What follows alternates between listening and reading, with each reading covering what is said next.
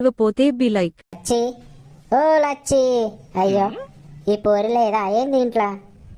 తలుపులు తీసే ఉంది, ఎటు పోయిందో మరి ఈ పోరి. ఎవరులా పిలిచేది? అయ్యో, పోరికి చెవులు వినబడతలేవా ఏంది? ఎవరు? పోషక్క నువ్వానే? ఇంటెనక బట్టలు విండుతాననే ఈనత్తలేదు. నీకెట్లు ఈనత్తయే? చెవులు మందమైతేనే గాని. అయ్యో, అయితే తీరా అదే పోషక్క, పని తీరిందానే మరి. ఏడనే ఇంకేడ తీరింది పని గాని. రేపేటన్నా పోతానా పనికి నువ్వు? పోతాననే. ఇక మల్లగా పిలిచింది పత్తి కలవనాట, అత్త అని చెప్పిన రేపు. ఎంత ఇస్తారా అట్నే అటు కైకిలి మరి? ఎంతనే అంతటా గదే 250 ఇస్తారట కదా. గదే 250. ఓ పోరే, మా దిక్కు 300 ఇస్తారే. రేపు పోతాన్నా మరి నువ్వు వస్తావేమో అని పిలువ నీకు వచ్చిన. ఏందే 300 ఇస్తారా అని మీ దిక్కు? 300 ఆటనే అంటే మళ్ళీ 300 ఇస్తారా అంటవేందే? ఇద్దరు ముగ్గురు కావన్నట, మరి నువ్వు వస్తావేమో అని నీ దగ్గరకు వచ్చిన.